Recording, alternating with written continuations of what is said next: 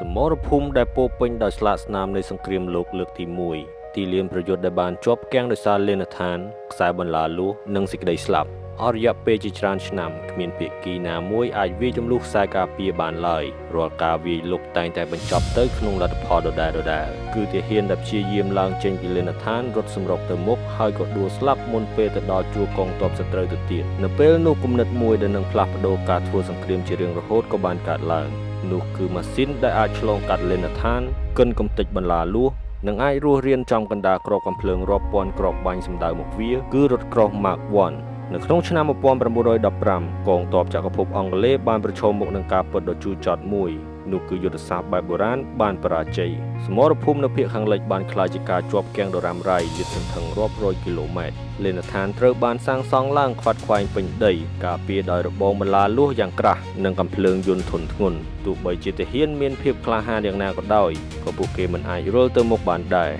ដូច្នេះវិស្វករនិងថ្នាក់ដឹកនាំយោធាអង់គ្លេសបានចាប់ផ្ដើមរកដំណោះស្រាយសារជាថ្មីចុះបើមានម៉ាស៊ីនមួយមកទទួលរងការវាយប្រហារជំនួសវិញគំនិតនេះបាននាំទៅដល់ការបង្កើតក្រុមសម្ងាត់មួយដែលត្រូវបានគេស្គាល់ថាជាគណៈកម្មាធិការនាវាលើដីបេសកកម្មរបស់ពួកគេគឺការរចនាយានជំនិះដែលអាចឆ្លងកាត់សមរភូមិដែលមនុស្សមិនអាចឆ្លងកាត់បានដើម្បីរក្សាគម្រោងនេះជាការសម្ងាត់ពីភ្នាក់ងារចារកម្មសត្រូវពួកគេបានដាក់ឈ្មោះវាយ៉ាងសាមញ្ញថា Tank ដែលជាពាក្យមិនបានបង្ហើបអ្វីទាល់តែសោះអំពីគោលបំណងពិតប្រាកដរបស់វារូបរាងដែលពួកគេបានបង្កើតមកមើលទៅដូចជាមកពីពិភពផ្សេងដែលមានច្រវាក់វិលជុំវិញតួរបស់វាការរចនាដ៏ចម្លែកនេះអនុញ្ញាតឲ្យវាឡើងលើឧបសគ្គនិងឆ្លងកាត់លេនដ្ឋានដែលយានជំនិះធម្មតាមិនអាចឆ្លងបានវាមានទម្ងន់ជិត28តោននិងត្រូវបានការពារដោយដែកដែលរឹងមាំគ្រប់គ្រាន់ដើម្បីទប់ទល់នឹងគ្រាប់កាំភ្លើងតូចៗជុំវិញតួខ្លួនវាចំណែកនៅខាងក្នុងវិញគឺជាសុបិនអាក្រក់ព្រោះម៉ាស៊ីនបានបញ្ចេញសម្លេងជាប់ជានិច្ចធ្វើឲ្យខាងក្នុងឡើងកម្ដៅនិងពោពេញដោយផ្សែងពុល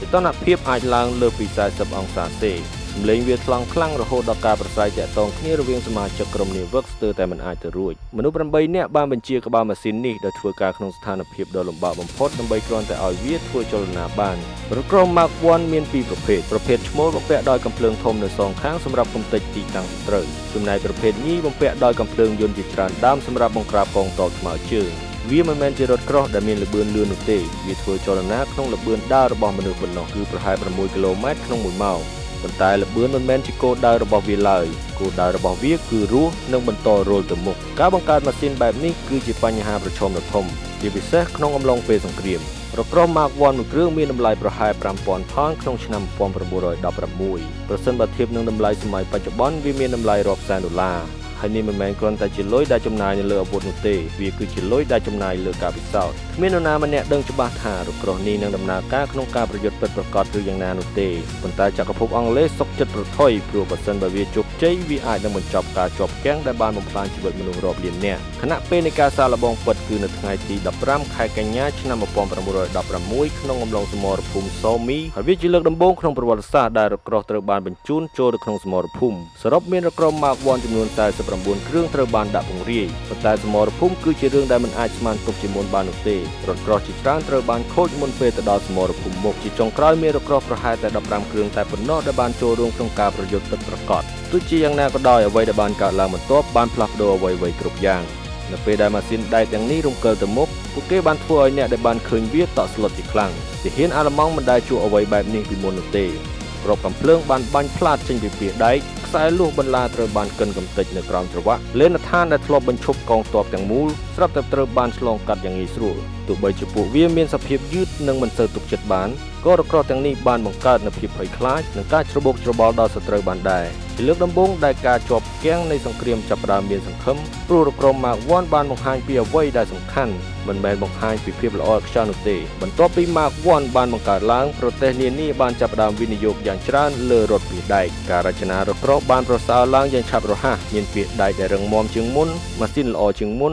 និងអាវុធដែលមានឥទ្ធិពលជាងមុនអ្វីដែលបានចាប់ផ្ដើមពីការពិសោធន៍ដ៏អស់សង្ឃឹមបានក្លាយជាស្នូលនៃការធ្វើសង្គ្រាមសម័យទំនើបរថក្រោះ Mark I ប្រហែលជាមើលទៅហួសសម័យនៅពេលនេះ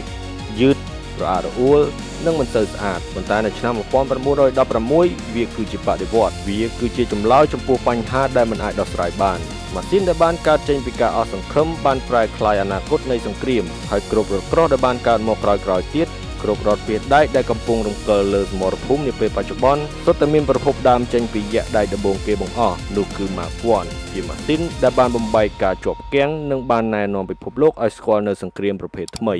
ជួបគ្នានៅវីដេអូក្រោយជាមួយ Tactical Vision